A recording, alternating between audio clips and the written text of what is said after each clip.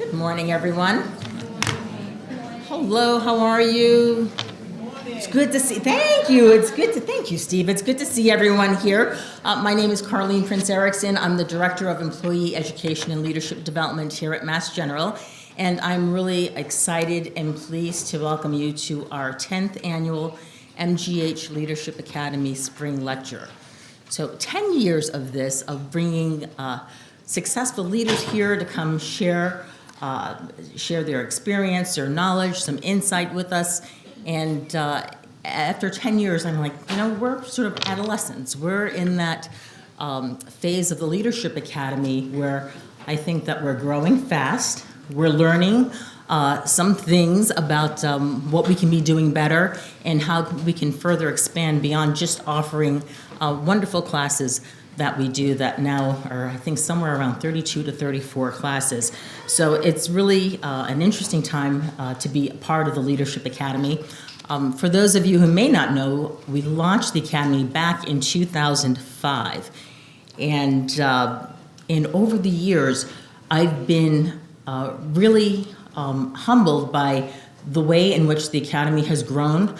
There are a lot of conversations right now around leadership development management at Partners 2.0. And in those conversations, I'm so proud when I get a chance to brag about the wonderful work we've done here at MGH, and it wouldn't have been possible without the input of managers. So what does it take to be a successful leader here at MGH?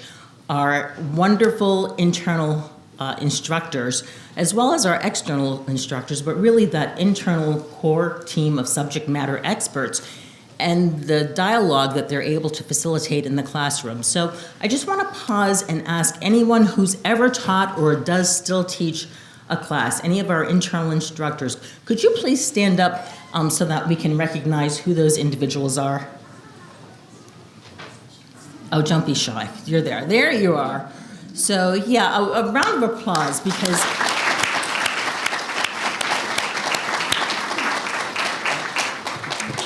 so I mentioned it's a time of change, a time of growth. Some of the new classes that we're going to be offering that we have in the pipeline right now are navigating difficult conversations. So how can we use personalysis as a tool to help navigate some of those difficult conversations that leaders have from time to time? We've also revamped the new manager luncheon. Another course that we have in the pipeline is around team leaders. So those individuals who have some supervisory responsibilities that come with their role, as well as I mentioned, building on personalysis with a course towards difficult conversation. So wonderful things coming. Other classes also in the pipeline, working more closely with the Center for Faculty Development, our colleagues at the Knight Center for Professional and Clinical Development. So lots of great synergy, I think, around the field and that whole area of leadership development here. I mentioned that Partners 2.0 is looking at leadership development, and in the conversations that we've been having, one of the things that we talk about is what happens on the job. A lot of what we learn about being an effective leader, it's not just what happens in the classroom. So about a month ago, I was at a presentation and they said about 10% of what you learn is in the classroom. About 20% of what you learn is from advisors or from mentors. And then the other 70% is what you learn on the job. And I think anyone who's an experienced leader can attest to the fact that it's that learning that takes place on the job that makes you a better leader. So if leadership development were something as simple as sending someone to a class to make them a better leader, we wouldn't be sitting here right now. Quite frankly, we'd be sitting in front of our computers, we'd be logging into HealthStream, and we'd be getting content. So the way that we become better managers, and that's really been sort of the cornerstone of Leadership Academy, and when we launched the Academy, we said, we're not saying we have broken toys that we need to fix. That was not at all the approach that we took. The approach that we took was, we have some great managers, what can we do to help them be better? And let's develop a program that will help do that. So that's what the Leadership Academy is about, and that's what I share when I talk about leadership development here at Mass General in conversations about Partners 2.0. One of the great things of bringing leaders together is, we all make mistakes. When you're learning on the job, you're going to make mistakes. And the Leadership Academy provides a place where managers can come together, they can share their experiences, they can talk about it, and we can learn from one another. And it's the subject matter experts who lend their facilitation skills, their expertise to help guide you. So I think sometimes you can feel alone when you get promoted to a manager. It's like, congratulations, you're a manager, and you think, oh my God, what does that mean? What are the responsibilities to come with that? And to know that you have a place, whether you're a brand new manager or you've been at this for a while, where you can come and you can share with others all that you've learned and help us all to become better leaders. So that's really key here. And that brings us to our lecture this morning, a chance to get insight from our guest speaker, Dr. Harry Orff. So many of us know Dr. Orff as the Senior Vice President of Research. What some of you may not know is that he's a retired U.S. Army colonel. He served in Iraq from 2004 to 2005 during Operation Iraqi Freedom as Senior Nuclear Medical Officer with the 804th Medical Brigade. He was awarded the Bronze Star for his meritorious service in a combat zone. His distinctive military service earned him the prestigious Legion of Merit Award upon his retirement from the Army in 2005. Dr. Orff joined the MGH in 1983 as the hospital's first director of molecular biology laboratories. He oversaw the construction of the Thayer Building and established the Department of Molecular Biology. Dr. Orff became the hospital's senior vice president for research in 2012. Responsible for the largest hospital-based research program in the nation. He authored the strategic plan for MGH research, which established the MGH Research Institute, home to an $11 million translational research center, a patient partnering biobank, and a new division of clinical research. In addition, he is the founder and former board member of the Science Hotel in Cambridge, Massachusetts. Dr. Orff also developed numerous science programs and initiatives for Boston Public Schools, and that's something else that you may not know about Harry. And he did this over a 15-year period. And one of those programs is the longstanding MGH Timothy Science Fair Mentoring Program. So I want to just take a pause here because when I joined the hospital, that's when I first met Harry. And it was when I was working in the Community Benefit Office, and we were preparing for one of those science family activity nights, which I believe Harry was one of the inspirations behind that. So when you think about parent involvement in Boston Public Schools, people say, oh, parents are never going to show up, they're not going to come in, and especially if you're talking about inner city students. And the whole relationship with the Timothy Middle School was around how can we ignite a passion and an interest in science among middle school students. And that's something that Harry was really at the forefront in doing. And I can remember sitting down thinking, here's the director of molecular biology, and he's talking about how many balloons do we need to have and what color. Like, I was thinking of all the things that he can be doing. And it just struck me of that is how passionate and how committed he was to the program. And it was just contagious. So thank you, Harry, for being such a committed person and in all the work that you did in that area. And I just want to point out that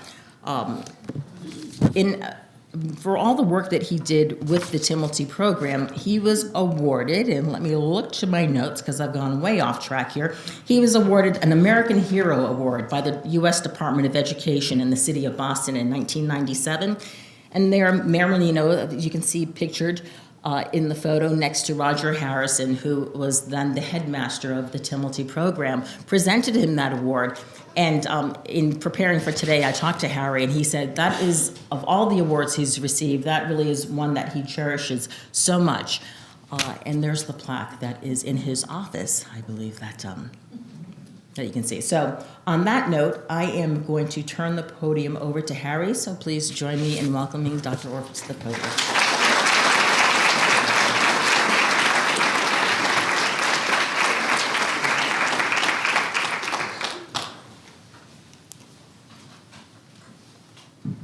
Well, thank you, Carlene, for that nice introduction. I have to tell you that when Carlene first approached me about doing this leadership lecture, I paused for a moment because she said, well, we'd like to know what your own philosophy of leadership is and where it came from. And it immediately occurred to me, well, I know where all of that came from because it's kind of required. If you're in the Army, you need to take leadership, and I'm going to go through and show you just what the Army does in terms of training its soldiers and its officers to be leaders. I decided that I would actually frame my talk around that because leadership in the civilian sector has elements of it that are similar to the type of leadership requirements that you have in the military. Moreover, when I began to think deeply about the structure of Mass General Hospital and how we're organized and how we work, it occurred to me that there are a lot of similarities between an academic medical center and the military. They may not be obvious, but I hope that I can convince you that that's the case. And so what you're going to see here today is my own philosophy on leadership, but it's going to be seen through the eyes of the unit that I went to war with and trained with, the 804th Medical Brigade. To set the stage about what you're going to see after I give you a little introduction to the Army, etc., I'm going to talk about the Operation Iraqi Freedom when we went in and basically took Iraq away from Saddam Hussein. And the unit that you're going to hear about, my medical brigade, we are a bunch of weekend warriors. We were all reservists, okay? None of us were on active duty for very long. I mean, we went in small stints here and there. But the bottom line is we were all reservists and we all had other jobs to do. And what I want to show you and try to emphasize to you about leadership is that you're going to see a unit of about 100 people who, doing their own thing in the civilian, having their own separate careers, who trained together for years, who came together, and who were given the responsibility of running the entire medical theater of operations during Operation Iraqi Freedom. And the only way we were able to do that was through the leadership training that we got in the Army. And that's what I want to walk through for you here today. So this is kind of the roadmap of what we're going to do. I'm going to kind of start with a little bit of a comparison about how I think the military can be similar to an academic medical center like MGH.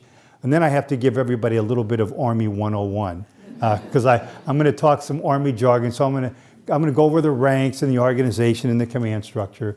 And then I'm going to talk about the leadership philosophy of the Army, how we get trained in leadership, and then how that led to my own personal leadership philosophy and how I think that can be applied here at the hospital. And then I'm going to end with what I call a photo journey. It's a little movie that's actually set to music that takes you on a pictorial walk through the 804th deployment during Operation Iraqi Freedom. So let's get started. Okay, here is a snapshot of what the combat components are in the U.S. military. Today, there's about 2.1 million people who are in the military, not just the Army, but all facets of the military. And even though we don't really use these terms anymore, I wanted to show you the main components of the Army. First of all, we have combat arms. These are the people that actually hold weapons and do the real fighting. So this is the infantry and the armor divisions. Then you have combat support. These are the people who are right there on the front lines with the fighters. Artillery, combat engineers, people who are right there next to them, making sure that they can get their job done on the battlefield. And then there's this other 63% of us called combat service support. This is everybody else, all the medical units, all the people in logistics. So this is how the military is organized. And you'll notice that for every one person fighting, every one person pulling the trigger, there are 8 support personnel that are behind that person, okay? So how in the world is this similar to anything you might find at a hospital? Well, let's look at Mass General for a minute. We don't have 2.1 million people, but we do have 25,000 people, okay? And if you think about fighting a war, well, in the hospital, we fight battles every day, don't we? We fight disease and death. And who's on the front line fighting our disease and death opponent? Physicians. And who's right there on the front lines helping them? Our nurses. And then there's all the rest of us helping out in our own way. Not too different in terms of the actual organizational structure and all of the logistics and support behind it. And here, we've got about 9 support personnel for a physician. But when you think about the fact that some of our nurses also treat patients directly, it's probably about 8 support personnel who end up treating behind every primary care person that is treating someone. So I think there are similarities, and I think there are some lessons we can learn about how the military is structured. Okay, so let's do a little Army 101 now. Okay, so the first thing I want to show you is what that 2.1 million people force consists of. You can see here that there are 4 components to the Army. 4 components to the military. The Army is the largest, and there are 3 components to each one of these services: the active duty, the National Guard, and the Reserve. Okay, and in total it's about 2.1 million. So the full-time or the active component of the Army, people who are in the Army 24/7, 62% of the military is their full-time, which means there's 38% who are weekend warriors, okay? And in theory, we meet 1 weekend a month, and then we go away 2 weeks a year to train as a unit. I can tell you, and anyone who's been in the reserves knows, you get paid for 1 weekend a month, but believe me, you're in Thursday nights and Wednesday nights, and whenever the general needs something, it's a lot more than a weekend job. But in the reserve component, there are two subunits within the reserve component. The National Guard, which is the majority of the reserve component, and these are soldiers, combat soldiers for the most part, who work for the state. They're trained to federal standards, and they can be nationalized and activated. So they report to the governor. And you've seen them in the news. Whenever there's a flood or a hurricane, the National Guard is activated, right? And then they go under the state's control, and they'll do whatever the governor asks until they get activated by the federal government. The other component, about 1/3 of the reserves, is called the Army Reserve. And the Army Reserve is not under state control at any time. It is part of the federal force. And just like all the other active duty soldiers, we're trained to federal standards, and we can be activated as well. Now, it's important to note that while only a small portion of the fighting force is in the Army Reserve, 80% of the medical component of the Army is in the reserves. And that makes sense because there's a lot of physicians and surgeons and nurses who have full-time jobs, and they're thankfully not needed in the military unless there's a time of war. So a lot of those assets are in the reserves. Okay, now the people of the Army, okay? There are actually 3 types. I'm only going to tell you about 2. There are enlisted soldiers, there are officers, and then there's something called warrant officers, which I won't spend a lot of time on because they're a highly specialized group of officers. Basically, they sign up, they enlist like soldiers, so they have a contract with the Army, but they have a highly specialized skill, like maybe a helicopter pilot. So there's a small group of them. But I'm going to focus on the 2 main groups. So the enlisted soldiers, which comprise most of the Army, okay? They are the ones who do the fighting. They carry out the orders. They complete the missions. They are the heart and soul of the Army. And when you sign up, and it's all voluntary now. When I started, it wasn't. I was in a lottery and had got a student deferment that went away, and that's how I ended up in the Army in the first place. But today, it's all voluntary. And people will sign up for 2, 3, 4, or 6 years. 4 is highlighted because most people sign up for 4 years in the Army. And when you sign up, you go through 8 weeks of basic combat training. So everybody learns to be a soldier, no matter what other job you have. And then once you finish your basic training, then you go to advanced individual training. And for the enlisted soldiers, there are over 150 different jobs that you can be trained to. Mine was a lab tech. I went in the Army as a medical lab tech, so I drew blood, I did glucose tolerance tests and did heel sticks of newborn babies in hospitals. And that was my job in the Army Reserve. Okay, so those are the enlisted soldiers. Now, commissioned officers, they make up a little less than 20% of all Army personnel. And these are the ones who train and lead all of our soldiers. Okay? The officers plan the missions, they organize all the affairs of the Army, and they're entrusted with the welfare and the morale of the Army. And that's something I want to focus on, because as leaders, you're trusted with the morale of not only your group, but the general morale of the hospital as a whole. Now, how do you become an officer? Well, in the old days, they'd say he was drafted. Remember the movie MASH? How did he get to such an important position of power in the Army? He was drafted. Well, they don't do that anymore. But if you're in college, you can join up to what's called ROTC, or Reserve Officer Training Course, while you're an undergraduate. And when you graduate from that, you will be ready to be commissioned as an officer. Once you've graduated from college, if you're interested, you can go to Officer Candidate School, and you can become an officer that way. Or if you're one of the very few people to get admitted to West Point, it's one of the hardest colleges in the country to get into, U.S. Military Academy, you receive a commission when you graduate from that. Or if you have a specialized skill, you can receive a direct commission. So physicians get direct commissions, nurses get direct commissions, and yes, biochemists get direct commissions in this case. So that's how you can become an officer in the Army. Okay, now let's talk a little bit about the ranks and the pay grades of the Army. I think it's important for all of you to know this, because I'm going to talk about some of their leadership courses in a minute. So here are all of the enlisted ranks in the Army. Their pay grades are listed E1, E2, E3. You can see that when you come into the Army, you're a private, you have no rank, no insignia, and you make a whopping $19,000 a year. Okay. Now you think, whoa, that's terrible, but think about this for a minute, okay? You have no mortgage payment or rent to pay. You don't have a food bill, right? You don't have to buy clothes, right? They provide all the clothes for you, right? And you sure in hell don't need to join LA Fitness, okay? So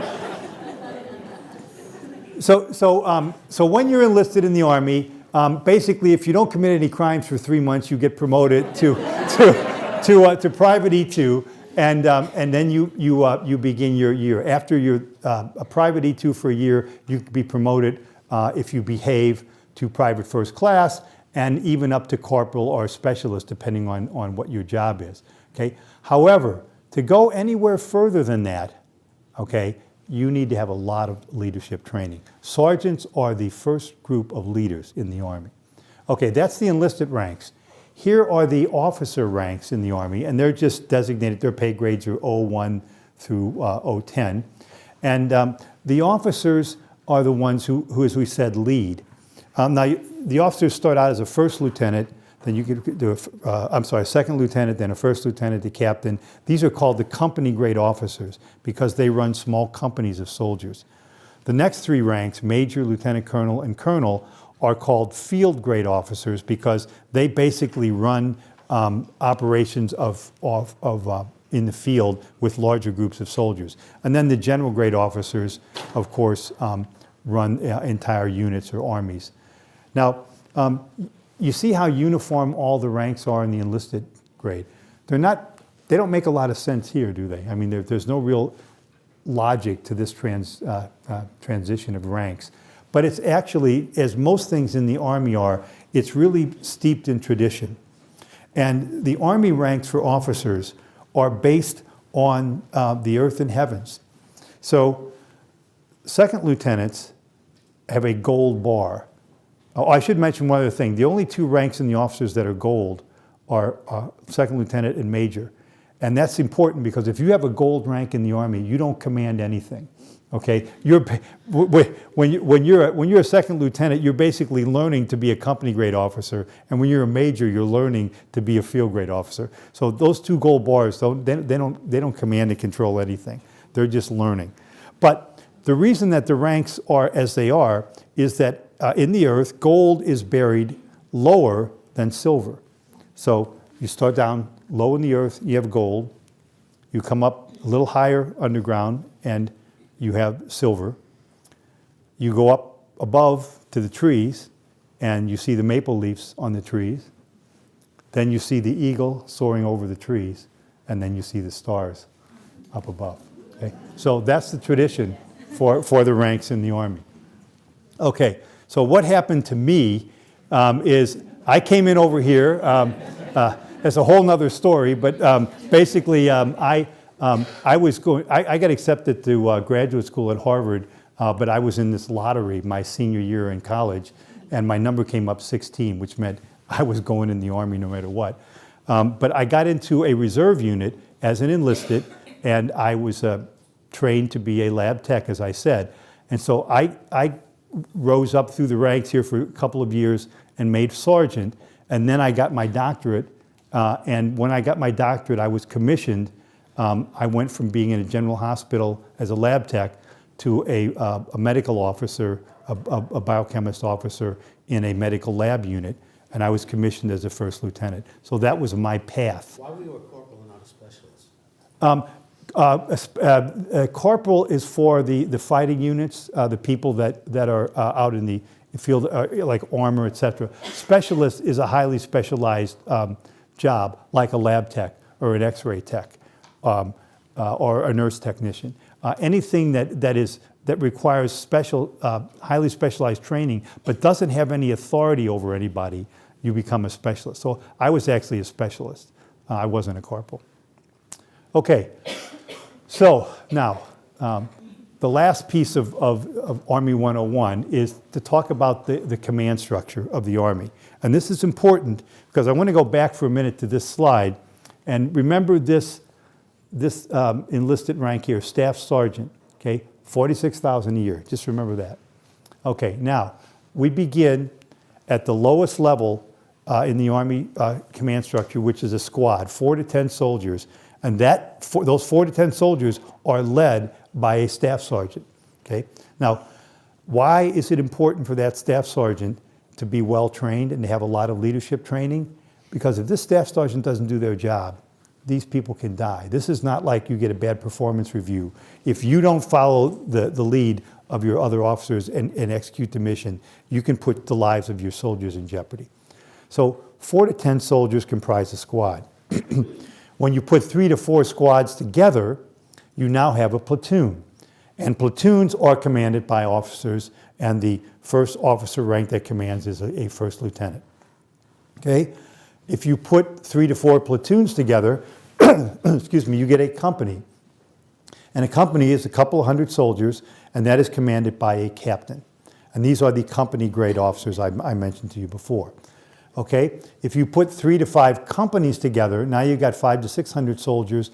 Now you have a battalion, and battalions are commanded by lieutenant colonels. Okay, and think about all of these ranks going up. More and more lives are in the hands of these people. Okay, you put 3 or more battalions together, and you get a brigade. Okay, brigades are usually commanded by a colonel. Now, you might remember at the beginning of my talk, I'm going to tell you about the 804th Medical Brigade, okay? We are a special type of brigade. We're a medical brigade, and we command, as you'll see, between 3,000 and 5,000 soldiers. But because we are so specialized, that our brigade is actually commanded by a 1-star general, not a colonel. That's what some of these other little units are over here. When you put together 3 brigades, you actually get a division, and you need to be a 2-star general to command a division. Now you're over 10,000 soldiers. You put 2 to 5 divisions together, and you get a corps, which is commanded by a lieutenant general, 3-star general. And finally, if you put 2 to 5 corps together, you get a field army, which is commanded by a full general. So that's the command structure of the Army. And as you can see, we rest the lives of soldiers in all of these leaders. So what's the Army philosophy of leadership? Okay, this is it right here. I'm going to read it to you. The society that separates its scholars from its warriors will have its thinking done by cowards and its fighting done by fools. Okay, what does that mean? This is what it means. Every soldier has to be trained to be a leader. Okay, that's the Army philosophy, and they, believe me, they drill it into you. If you succeed and stay in the Army as a civilian, as an enlisted or an officer, you have gone through and bought into the leadership philosophy of the Army. Okay, so I'm going to start by now showing you what the enlisted leadership training looks like. Then I'm going to show you the officer training, and then I'm going to come back to Mass General's leadership training for a moment. Okay, so enlisted leadership training courses. So in order to make sergeant, okay, you have to pass what's called the warrior leadership course. Okay, any soldier who wants to get promoted beyond corporal has to pass that, and that has both a classroom component and a real world out in the field component. Most of it is out in the field. Once you become a sergeant, if you want to become a staff sergeant, and here this is the first rank that commands people and has the lives of people in their hands, you have to pass the advanced leadership course. Okay, again, this takes a couple of months to do, and there's both classroom and field training. To become a sergeant first class, you have to then pass the senior leadership course. Again, takes 2 to 3 months with both classroom and field training. To become a first sergeant, okay, you notice there's one rank past there. To become a first sergeant, you have to go to the First Sergeants Academy. And this first sergeants are the group of people that actually are in charge of all of the enlisted soldiers in a particular unit. So you really have to have a lot of intensive training, and this is a 6-month course that you have to become a first sergeant. The other thing you can become above a first sergeant is called a sergeant major. And a sergeant major is someone who is in a command and control unit, like my brigade unit, and that enlisted person is then in charge of the enlisted soldiers in all of the units below that unit. And then the top job is the command sergeant major in the Army. There are very few of those. There are a couple. And for that one, you have to go to a year-long course called the Command Sergeant Major Academy.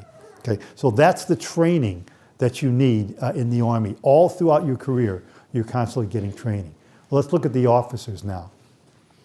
So while you are a first lieutenant or a second lieutenant, okay, while you're there, you have to successfully enroll and pass the officer's basic course to continue to be an officer. Otherwise, they'll just boot you out. Your commission will be over and they'll boot you out.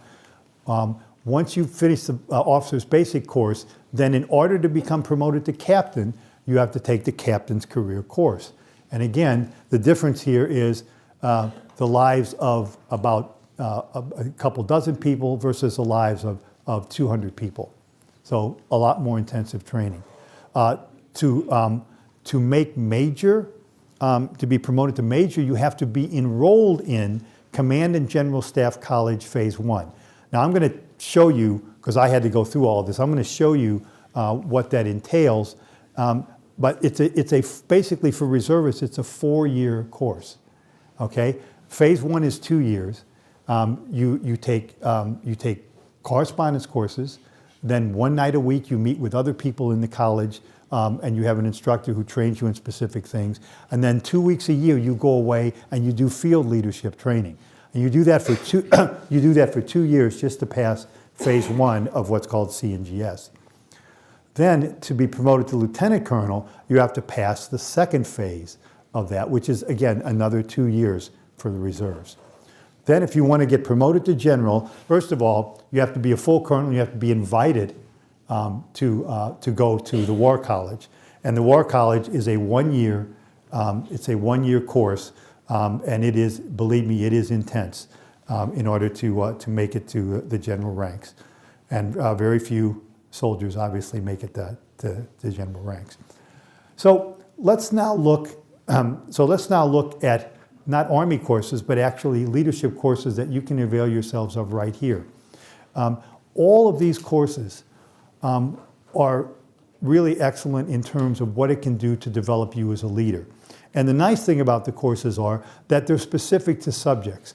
So if you know that you need some skills in a particular leadership area, for the most part, the Leadership Academy has something for you, okay? Whether it's people management or communication or just general leadership, okay? But that's not how the Army trains its leaders. And there's a very big difference there. Army courses aren't voluntary if you want to advance, okay?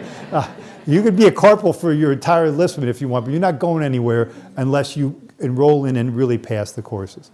In fact, there's not much in the Army that's voluntary now that I think about it, except signing up. Okay, and the courses in the Army are not subject specific. Did you notice that? They're job specific, okay? They don't train you to, they don't train you in computer science, they don't train you in people management. They train you for the next job, all facets of leadership that goes along with that rank. So as you advance from sergeant to staff sergeant to sergeant first class, you're getting an entire leadership overview at that level of your job. And Army courses also are not just lecture-based. Today, if you go to any public school, the big word is what? Project-based learning, okay? That's where you actually do things instead of having a teacher stand up and lecture to you the way I'm doing right now, okay? But the Army was ahead of project-based learning years ago. That's the only way the Army teaches, is by doing. Okay, so here is a photo from the Sergeant Major's Academy. This is classroom training. And here is a field training component from the Officer's Advanced course, okay? These people are not sitting in a classroom the whole time. They are out there, they have missions to accomplish, they have problems to solve, and they're out in the field doing it with their fellow soldiers. That's the real way you learn. Now, the Army over the years has had lots of different models for what it teaches in its leadership courses. And I'm just going to show you a few slides. I'm not going to talk about them, but I just wanted to give you a sense of what they teach. Character, presence, intellect, developing all of these things are always at the heart of everything the Army teaches, and then it turns that into action down here. So these are just different ways. This is another way that the Army organizes its content of leadership. Here's another one. These are maintained throughout the last 20, 30 years, called the Be, Know, and Do. To be a leader, what do you have to be, what do you have to know, and what do you have to be able to actually do in the field? This is another example of leadership development. Again, these are very complicated to look at as a slide, and you basically spend weeks or months when you're in leadership course actually learning how to be a leader using these different models. Now, back in, God help me, 1987, that's when I went through Command and General Staff College. This was the leadership vision that they had for us. This is what we had to train to. And it was a pretty complicated model. It was there was the vision of the leader was at the core, and then there were process skills, ethics, challenges, organization, and then there was this circle of senior leaders in action, all of the famous Army leaders, Eisenhower, Grant, and Marshall, and others. And you basically studied all of what they did, case examples, and then it helped you to develop your own vision. So this was the leadership model that I had to train to when I was in Command and General Staff College. But one of the assignments in Command and General Staff, oh, by the way, this is my degree. I want to show you that only to show you that I graduated in July of 91, okay? That was at the end of a 4-year process. Now, in the first phase, and you'll notice the first phase here, this is back in 1989, in the first phase of Command and General Staff College, you had to take that Army wheel spoke model and say, okay, that's what you use as a guide, but you now develop and write a paper on your own philosophy of leadership. What should a leader be? So I spent a lot of time, as did everybody else in that college, trying to come up with a model of leadership, and that's what I want to share with you right now. So my circle of senior leadership, first of all, I thought that Army spoke model was really complicated, and I said, how in the world could you use that on a daily basis? So I wanted my leadership model to be something that I could relate to during whatever job I had. So this is the model that I came up with. I said there's a circle of senior leadership, and it encompasses 6 jobs.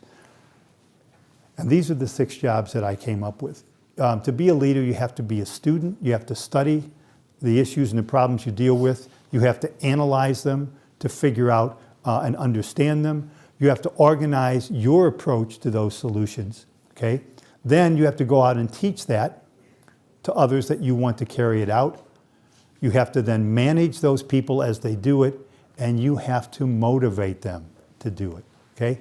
So if you look at the circle, leadership is really in 2 broad categories. What you have to be to yourself, and then what you have to be to others, okay? They're very different, and they're treated differently in the Army, and I think something we could all remember is in modeling our own leadership.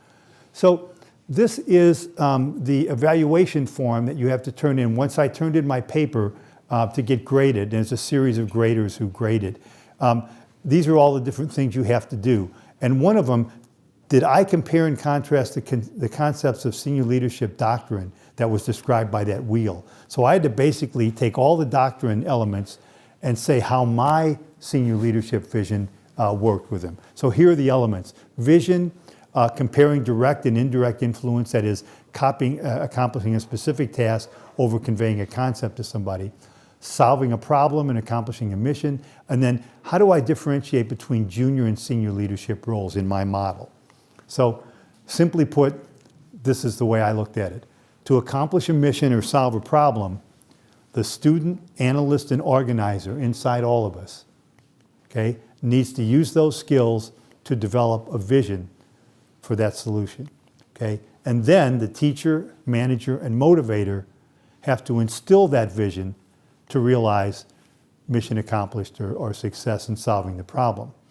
Now, in terms of direct and indirect influence, this is direct influence here. You are having to accomplish specific tasks in the context of this model.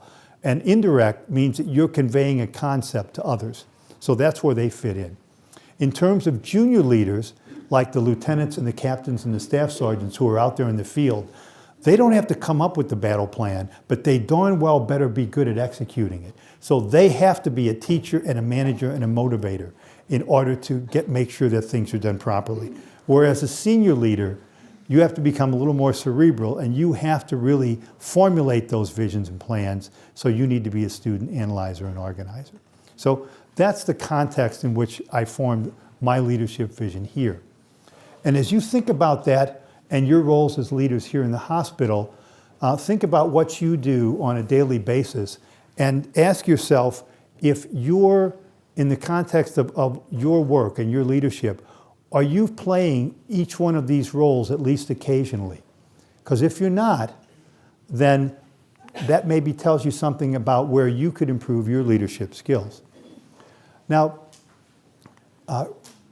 Carlene talked about Partners 2.0, and it's something that I think we all need to embrace and understand. And I felt that it might be worth putting Partners 2.0 in the context of this. Some of you will be directly involved or be asked to perform certain tasks with respect to Partners 2.0. And as you do that, I ask you to think about these aspects of leadership and whether or not you're performing or playing all of these roles. And even if you're not leading any aspect of 2.0, you're still part of 2.0, and you need to be someone who motivates others to get on board with it and to make sure that it works. Being a motivator, I think out of all of these elements of leadership, for senior leaders, being a motivator is, I think, by far the most important, because you have to convey to the people you're leading a sense of direction. You have to instill in them the will to get it done. You can come and do your job, but if you come and do your job and look forward to it, it makes a big difference. And in fact, there's a saying in the Army, complain up the chain, never down. Can you imagine a captain going to his platoon and saying, man, I just got the battle plan from the colonel. It's terrible. You really might be killed, but it's, I can't do anything about it. No, that's not how you talk to your staff, okay? when you talk to your staff, you're motivating your staff. If you have a problem with something that you're being given in the Army or anywhere else, talk to your supervisor about it one-on-one. Complain up the chain, but don't complain down the chain. You get a reputation of being a naysayer and somebody who's negative, and as leaders, we don't want to do that. Okay, so that's the backdrop. Now I'm actually going to try to show you how our medical brigade, we were activated in February of '03, show you how we ended up working through our mission. I'm going to cover our mission, tell you a little bit about all the units that were underneath us, and then I'm going to show you some photos about what life was really like over there during Operation Iraqi Freedom. So as a medical brigade, we were the first reserve unit, C2, that's command and control, that was deployed. Before that, it was just active duty units over there. But once the battle began, and the battle began in February, we were the ones in theater. So this is a picture of our unit. It's actually a picture of about 1/3 of our unit, because the moment we arrived, they sent us all over Iraq. This is a photo of the unit. There's our general right there, and there's our command sergeant major. Now this is the 804th Medical Brigade as we went into the theater. And one thing is really different about our brigade. We have 60 enlisted soldiers and 48 officers. You remember earlier I said officers comprise 17%? We're very heavy in high-ranking officers because we are a command and control unit. We're not a fighting unit. So we've got people controlling hospitals and regulating patients, etc. So here was our mission. These were our primary responsibilities. Control all of the medical units in the theater, do medical regulating. That means decide what patients go where and how to get them the best treatment, get them out of theater. Handle all the medical supplies and blood distribution in the theater of operations, and then provide these specialty services for all of the, for the entire theater. Okay, so now I'm going to give you a little lesson on Operation Iraqi Freedom. This was the command structure. It was commanded, the war was commanded out of CENTCOM in Tampa, Florida. So the commanding general, the 3-star general, was actually in Tampa, Florida. Now, yeah, that's fitting, right? The CFLC is called Combined Forces Land Component Command. And the reason that's a mouthful is that we weren't the only Army there. We had Australians, we had Britons, we had Germans, we had a lot of people fighting with us. So it was a coalition of command troops on the ground and in the air. Navy and Marines were only US. So this was the command structure the day we arrived. This is Iraq, and the 3rd Medical Command back in Tampa was overseeing the operations, and they had an active duty medical brigade, the 30th Medical Brigade. Once we arrived, they gave us the lower half of Iraq, and the 30th Medical Brigade, basically who had been there for about a year before the battle started, were in the upper half. After 3 weeks, when they determined that, okay, we can really do our job, they bugged out, and we were given control of the entire theater of operations. Okay, so here is a photo of CFLC headquarters. This is an unclassified photo. We have pictures of tanks. And you know, today if you go into Tony C's or any sports bar, you can see all of these huge screens with the multiple TVs inside them. Okay, back in 2003, that didn't exist anywhere except in the Army. And the Army was a leader in developing that technology. So here's the organizational chart for the 804th Medical Brigade. We had under our command four combat support hospitals, 1, 2, 3, 4, 1 field hospital, and these all take up about 6 acres of space, okay? And then all the medical logistics, all the medical evacuations, ground ambulances, air ambulances, and then area support medical groups to treat people who are on sick call, and then medical detachments to do water, to inspect food, etc. And we had to have our own theater medical laboratory. You can't send it out to Quest when you're over in Iraq, right? Okay, so what were some of the highlights? What did we do? Okay, well, we commanded 4,400, there's that medical brigade, 4,400 medical personnel. We regulated, that is, we moved patients, civilians and coalition patients all around the theater to get them the right treatment. We treated so many inpatients, outpatients, and dental patients. We gave clinics on sick call. We performed a lot of dentistry. Our ground ambulance companies transported 3,500 people, and our air ambulance flew 680 missions, and we administered immunizations while we were in country. We also delivered $100 million of supplies and medical equipment around the theater. We shipped frozen blood. Our vets inspected all the food. That's what the vets do in the Army, in addition to providing military working dogs care. We treated a lot of non-medical personnel and taught them how to do combat lifesavers in real time. And then we did post-deployment testing of people going back. And we also did one other thing that wasn't scheduled. While we were in Iraq, for those of you who may remember this, there was an enormous earthquake in Iran, okay? Our enemy, Iran, there was an enormous earthquake in 2003 in Iran. In fact, some of our nurses and docs went over there.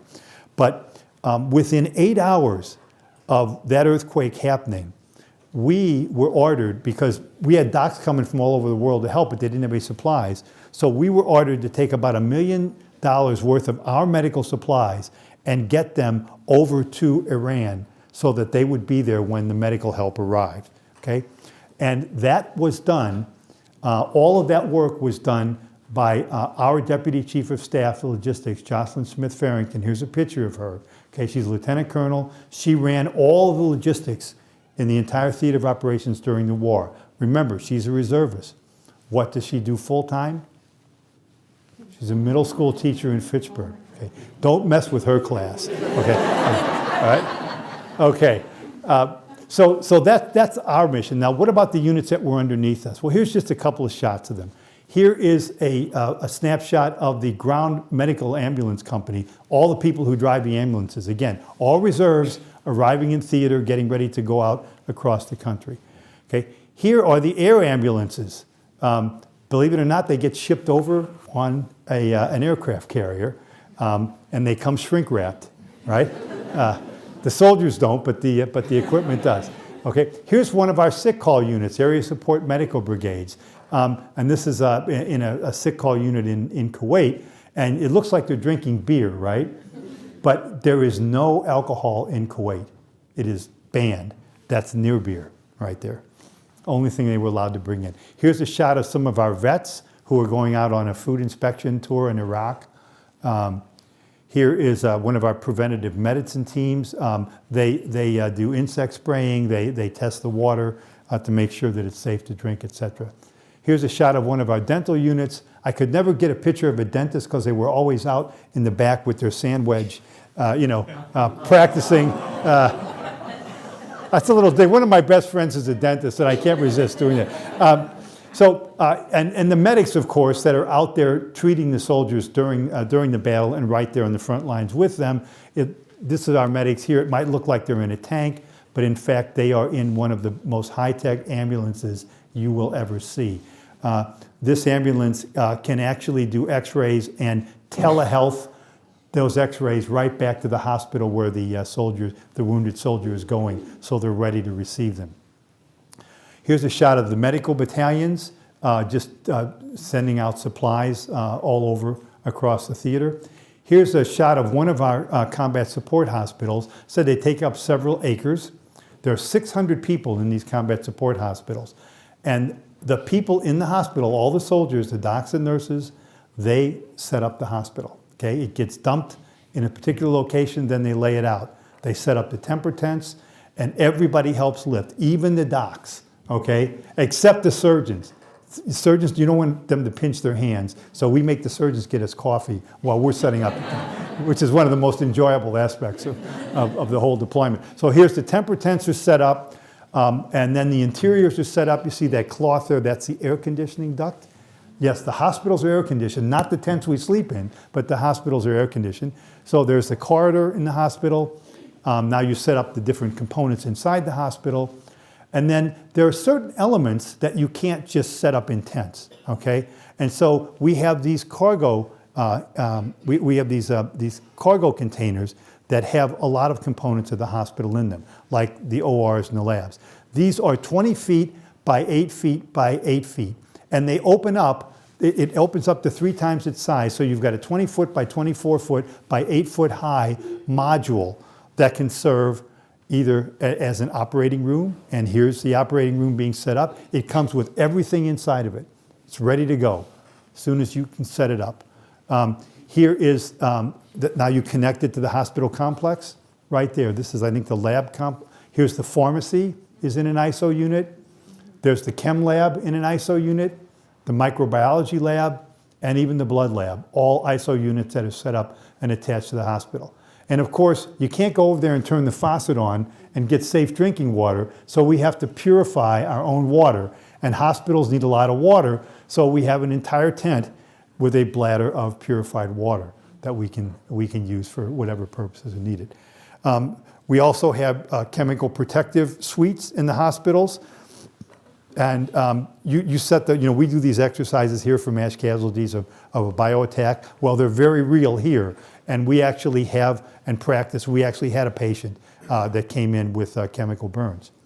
Now, the combat support hospitals all have specialty units attached to them. So a neuro team, an eye surgery team. This is what the 47th CASH had. Now, inside that hospital, just to give you a sense of what it looks like, yes, we've got CT scanners right there in theater. And that's not a little one, that's a real CT scanner. And this is the first patient that was actually done. And believe it or not, that's a prisoner of war. That's not that's one of our enemy soldiers. So here's one of the wards set up and running. Here is a shot of a mass casualty. This was in Mosul. The planes flew in from Mosul. They landed, brought the soldiers in, the helicopters and planes. The patient transfer point then go to the ground ambulances. When mass cal is called, no matter what you're doing, you're cooking lunch, whatever it is you're doing, you're stopped and you're part of the team that helps get the patients into the hospital. So here's the emergency room up and running. Here's the operating room that's swinging into operation. Now I've got one gory slide here, it's not too bad, but this is a shrapnel wound, okay? Repairs are underway, and the finished product, the person was fine, okay? We get enemy prisoners of war as patients. We treat anybody that gets to our door, okay? Civilian, enemy, or us. They get treated by the severity of their wound, not who they are, okay? Here's a little girl who got some shrapnel, and fortunately, we were able to do a successful surgery on her. She's on her way to a full recovery. And we saw a lot of orphans because they were abandoned when we came in. Most of the orphanages were abandoned, so we had a lot of children that we took care of as patients. Okay, I'm going to close this part out by talking a little bit about what it was like over there. They said, well, does it really get that hot? Really? And I said, well, one day it was 138, and to prove it, this is a thermometer in the shade that was pinned at 125. So yes, it does. But in the office, it was a lot cooler. It was only 107 that day in the office. You are not allowed to go anywhere without carrying a bottle of water with you. I mean, that is a requirement. That's how bad the heat is. It's kind of like, if you took a hairdryer and just turned it on your face, that's kind of what it was like walking outside. So are the sandstorms that bad? You bet they are. Here was a sandstorm that we were getting up early one morning to shower and walking down the road, and coming at us was a sandstorm. What were the living conditions like? Well, initially we were set up at Camp Wolf. This is what it looked like. You unpack all your junk that's shipped over on ships. Then you make your own workspace and your shelters. You even have to make your own furniture. Steelcase doesn't ship to the war zone, okay? And then this is an officer's tent. So this is home sweet home, where you sleep with 13 of your closest friends. And then this is the shower area, where you clean up and shower with 30 of your closest friends. You see 3-minute shower there. You get a minute with the water on to get wet. Then they turn the water off for a minute and you get to soap up. And then they turn the water on again for a minute and you get to rinse off. And you usually do that at night, because during the day, the tubs of water are sitting up on top of these tents. It is so hot okay? It would scald you. So we would usually take our showers around, 3 or 4 in the morning. And this is a deceptive picture. The only picture I could find of the dining hall was on Easter. So believe me, it didn't look like that most of the time. Okay? And of course, there was one TV in the entire camp, and yes, it was on Fox News, in case you're asking. Okay, so what did the brigade activities look like? Well, our non-secure activities took place at company headquarters, and that's looks like a bunch of soldiers in tents. But all the work that we were doing to manage the medical units were taken what's so-called behind the wire, and you don't go behind there unless you've got the right passes and authority. So behind the wire, in our A-lock, as it was called, the conditions are really sparse. You can see the furniture we built and the computers. But the commo was as good as anything you'll ever see. All microwave right back to Tampa. How we get around? Usually in tactical vehicles when we were traveling in Kuwait. And we always travel with full body protection and with our guns locked and loaded. When we went to Iraq, we usually traveled by air, either by the general's plane or, in this case, by helicopter. Did we ever feel we were in danger? Well, we had Patriot missile batteries all around us. And during the day, they were pretty quiet. But just about every evening, we had missiles coming in. These Scud missiles that everybody said didn't exist. Well, believe me, they existed. And when they did, if you were outside, you had 5 minutes to get your chemical suit on and get to the shelter, which was usually concrete blocks that were built for you. So when we came into country, Saddam Hussein had about 8 palaces that he had built just for him, and he abandoned them all, right? And so we took him over and set up operations during the war in those palaces. And people say, what were they like? Well, this is his hunting palace. He occupied this 2 weeks a year, and he flew animals in from all over Africa, and he would hunt them down. And this is where he stayed when he did that for 2 weeks out of a year. What were they like inside? Spectacular is the only word I can use. Everything in there was marble and granite with gold trim. Okay, and I don't mean gold paint, I mean gold trim. Okay, that's gold. There's the dining room, cozy dining for 50. This is the famous Yasser Arafat chair. Yasser Arafat would come hunting with Saddam, and he gave him this chair, which says in Arabic up here, or in Farsi, we ruled Jerusalem once, we will rule it again. So everybody gets their picture taken in that chair. How did most Iraqis feel about us? Well, I think they really ended up liking us. These were people here that were religious prisoners. They were Muslims, but they were the wrong type of Muslim.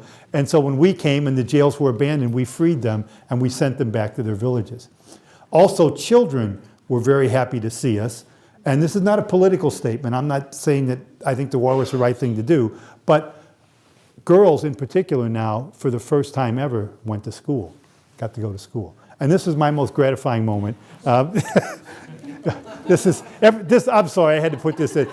This is the most Photoshopped picture of Operation Iraqi Freedom. Every soldier I know puts their face in the face over the soldier who actually did find Saddam Hussein hiding underground and pulled him out. Okay, so I'm going to close now. By showing you a little photo journey of the unit's tour in Iraq. And when I do this, I'm going to have a couple of comments about that journey. So the first thing I made a couple of notes here because I wouldn't forget. I want to remind you all that you're going to see pictures of reservists, okay? These photos are unclassified, so everybody's smiling in them, okay? I can tell you it may look like a party, but believe me, it wasn't. Now, I also need to explain a little bit about what you're going to see. The reserve unit, before a reserve unit can go to war, it has to what's called validate. The active army won't just take a reserve unit and put them right into combat because they got to make sure that unit knows how to do its job. So they sent us to Fort Drum in February. Where do you see the temperature? To train to go to the war in the desert. And we had to spend time there, and we had to all pass our personal tests, we had to pass our physical tests, and show that we could do the job we were trained to do. And then our unit as a whole had to drill and show the active Army that we could do our command and control job. And we had to do that and validate as a unit in Fort Myers. Fort Myers, I wish, Fort Drum. So we were activated on February the 5th. I was sitting in my office, my corner office in Thier. Back then it was Wellman, on the 9th floor, looking out, enjoying the day. And I got a phone call, and it said Colonel Orff, and I said, uh-oh, that's not a good way to get a phone call. And they said, your unit has been activated. Now, they told us we were going to be activated at some point, but they promised they would give us at least 30 days notice. They said, your unit is being activated. I said, when? And they said, Friday. This was Tuesday. So 2 days after I got that phone call, and everybody, we were activated to go to Iraq. So what I'm going to show you now is a series of pictures of our journey and the people who were there. Now, when you see the photos of a person, you're going to see their military job, and right below that, you're going to see what they do as a civilian. I want you to remember, these people are not full-time soldiers. They're weekend warriors like I was, but they went through the Army leadership training that I just took you through, and that's what helped enable us to all get together and do that mission. And I want to say one final thing. So the music, there's a little bit of music in here, and most of it, as you can imagine, is going to be patriotic. The first song might be a little strange. It's called We Gotta Get Out of This Place, and by the Animals. And that's because our unit had to validate. But it only took us 2 weeks to validate, and we were ready to go. But it took us another 3 weeks for the Army to get us an airplane to take us over to do our mission. So that's how the Army works.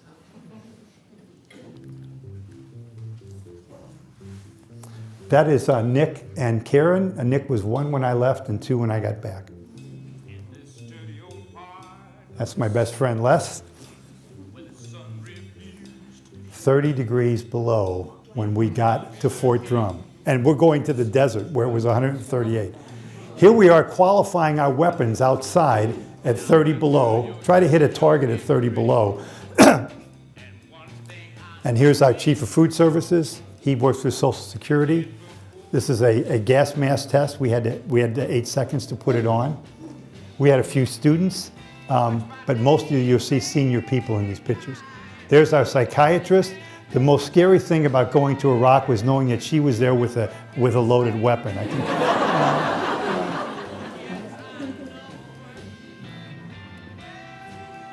This guy broke his leg falling down some steps that were icy, and he never got to go to Iraq. He was sent home. There's our general teaching a class. Our veterinary NCO, a subway inspector in New York. He would drive down from New York every other weekend to come and train with our unit.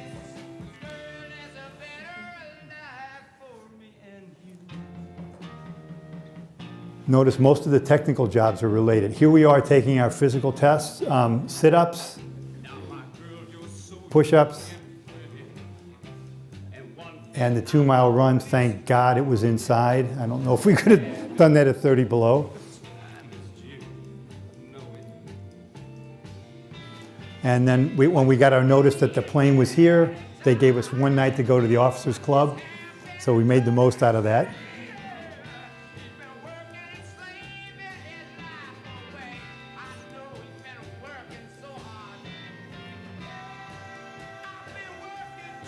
That was my assistant actually there.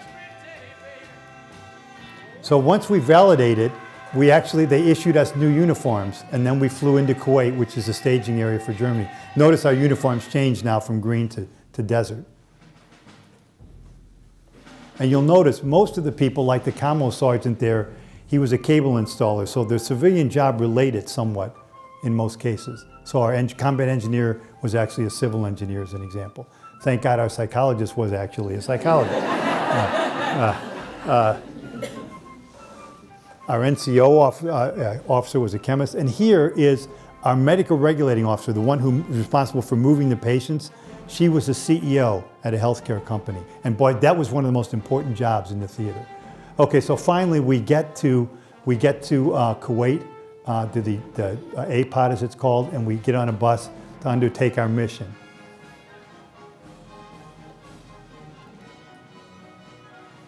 There's our commanding general. He's a medical examiner and he's a public health director up in Wisconsin.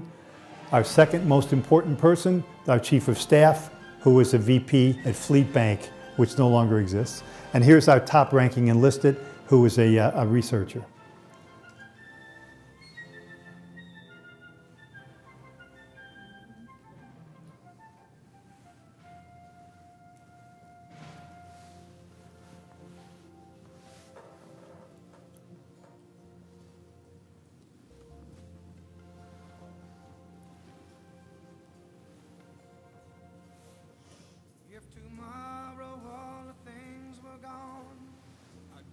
That guy could do anything with a weapon. He could take it apart in about 5 seconds. The most amazing guy I ever saw with a weapon.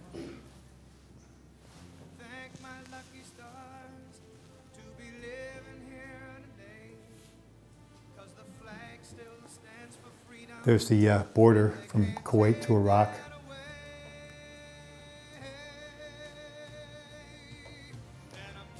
This is a Spanish ship that helped us with medical evacuation. Our chief of operations is a superintendent in Malden, I believe. And our medical regulating sergeant, who moved patients around, knows how to do that because in civilian she was a 911 operator.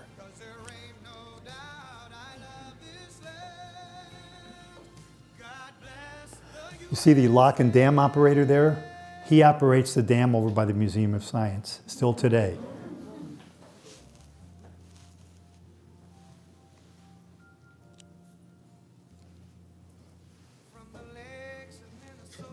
Yeah. Don't mess with him either, yeah.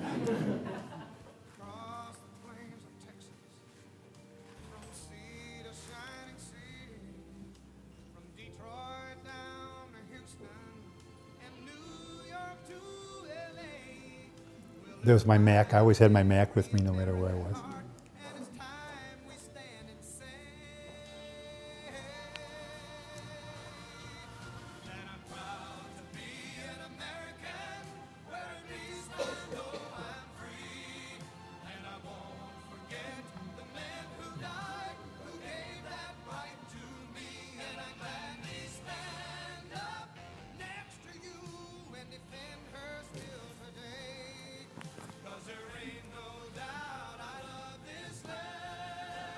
There's another person you don't want to mess with right there.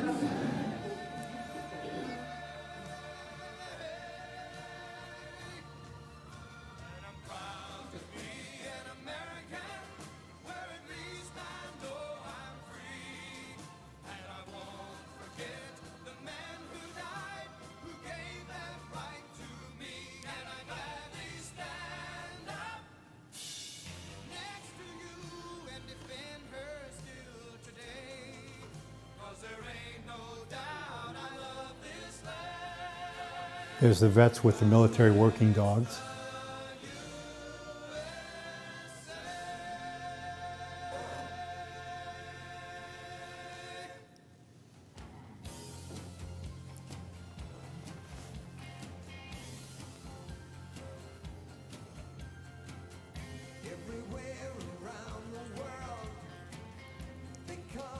This is the last song. This is the song about us coming home, coming to America.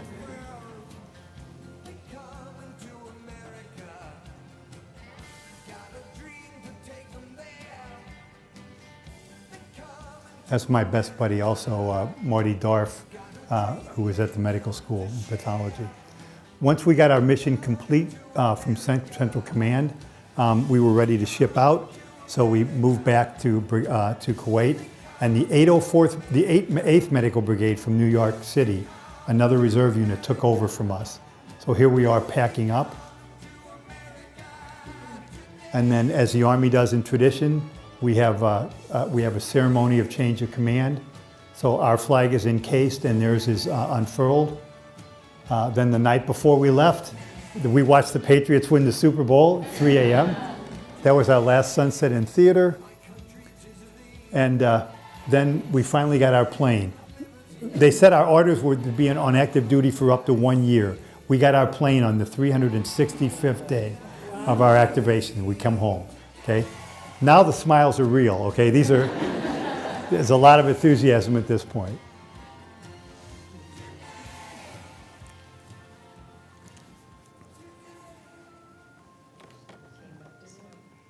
And back to Snow. Back to. Nope, he's a physician, a healthcare physician. So I'll leave you all with this. I think whether you work in the Army or in the hospital, whether you're a grants manager or a subway inspector or a middle school teacher, whatever your job is, if you're really trained properly in leadership skills and you work together with a team of like-minded individuals, I don't really think there's any limit to what you can accomplish, and I hope that we've shown you that here today. Thank you.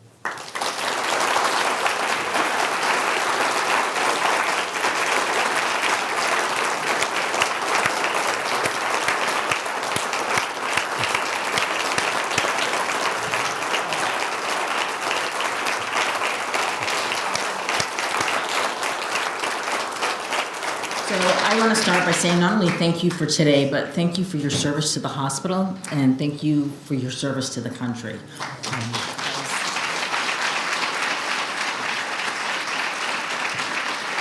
And to the next generation of scientists, the work that you've done with middle school students over the years as well. So we have time for some questions and answers. Well, questions, I don't know about Questions, yeah, question and answer period. So are there any questions? Yeah. Yeah. Yeah. Just curious, some of the later photographs, there was two of them, I think in Somali, but I don't know. And then there were some,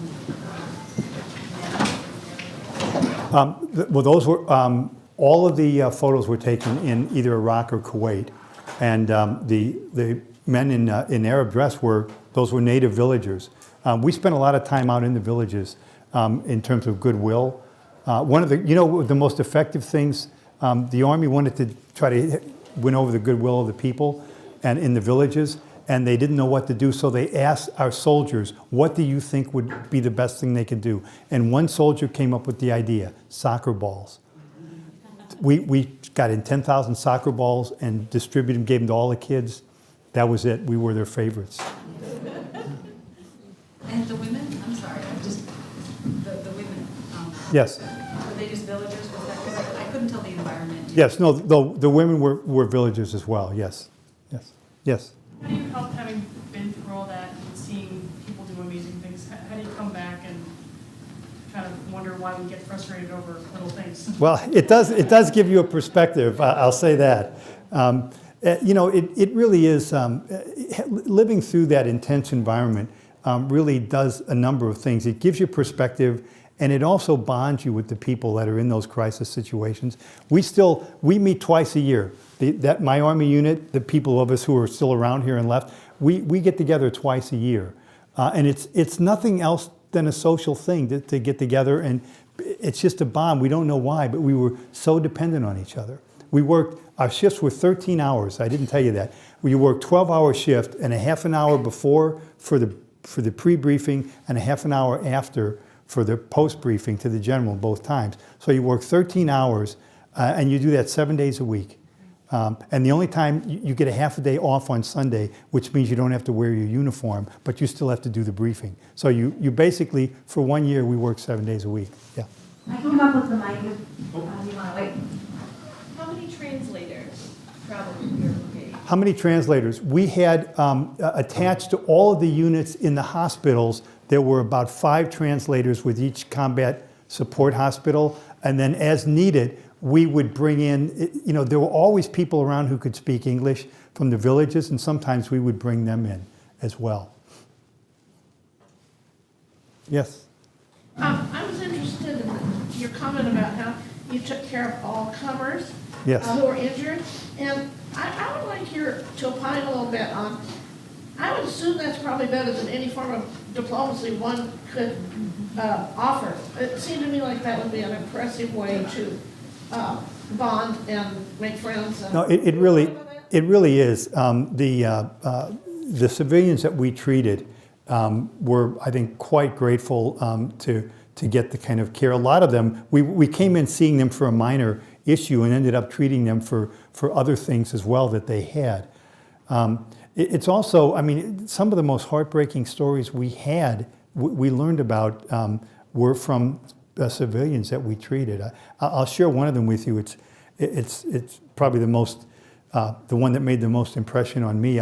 Our senior nurse, our chief nurse, Mary Ellen Murphy, you saw a picture of her, tough as nails, Boston, Mary Ellen Murphy, Irish, okay?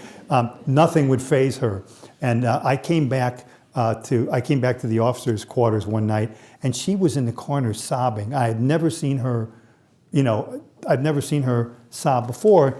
And I asked her what happened. She said she was visiting one of the combat support hospitals, and there was a little boy in there, and his mother was with him, and the little boy had burned his hands they have kerosene. That's the only way they heat and cook. So he burned his hands on the kerosene, and so through the interpreter, our chief nurse was talking to his mother and said, what happened? And she explained that he burned his hand. And she said, well, why was he carrying the kerosene? Why wasn't his dad carrying the kerosene? And she said that, well, his father wasn't with them anymore. And Marilyn Murphy asked what happened. And she said, well, the little boy was in kindergarten, in school. And the teacher held up a picture of Saddam Hussein and said, can anybody tell me who this is? And this little boy raised his hand and said, I know who that is. Every time his picture comes on TV, my daddy spits on the TV. Okay? So 2 weeks later, a group of people come to the house, get the family in the middle of the room, shoot the father in the head, and say, this is what happens when you diss our leader. And they left. Okay? And that was the reason that the boy was carrying the kerosene, because his father had been basically executed for something that the little boy said in kindergarten. Sorry for that, but it's the most memorable, sadly, one of the most memorable stories I brought back, and it really puts in perspective, the difference in culture and how we treat people. Yes? You mentioned about there were some children who were like orphanages? Yes. You guys took care of them as patients? Well, the orphanages were run by the state, quote unquote, and a lot of people who work for the state, they just abandoned their posts. The guards ran away, the soldiers ran away, and a lot of civilians who were members of the Ba'ath Party just disappeared. And so, some of the villagers would come and help out, but for the most part, we ended up, feeding the orphanages until the local governments could reestablish some control over them. Yes? Have you considered how you would put some of the leadership training programs in place at MGH, or maybe how you've done them in your own practice here at MGH? Well, I mean, it's funny. Repeat the question. How some of these leadership practices, we put them in place at MGH, and have I done any of that in my own work at the hospital? Well, you're better command and control. Yeah, well, you should know. I was one of my lieutenants right here. That's a compliment. I did say you were a sergeant at least, right? But it really is a personal thing. I think most of us try to keep our military experience in the military, and I tried to take the lessons there, but not do a briefing. I wouldn't run one of my meetings with my staff, although maybe Michael thinks I do, but I wouldn't run my meeting with the staff the way a general runs their briefing, because it's just a different mindset. I was telling Jeff earlier that when a general has a briefing, okay, the only person that talks is the person making the presentation and the general. Q&A back and forth. You present courses of action that the staffers worked on all night. Say, General, here's the problem. Here are these 3 possible solutions. You present them, the general makes a decision, and from that point on, that's what happens. Nobody discusses it. Nobody debates it with the general. That's that, and on you go. Okay? That's not the way I run my staff meetings. I encourage people to dialogue, and that's the difference. It's not a life or death situation. It's something we can have time to discuss. So the lessons are different, but just the ingrained aspect of kind of really knowing your job and thinking about all the different pieces of being a leader. That's what you try to take with you. And one final question? Well, it's Yes. not a question, but it's a comment. I've done lots of courses on leadership, and I've done a lot of things like you have, not at your level, obviously. What I want to tell you is that having sat through many, many lectures and having sat through many, many courses, this is probably one of the singular best lectures I have ever heard. Well, I'll pay you later. Thanks for thanks. Thank you.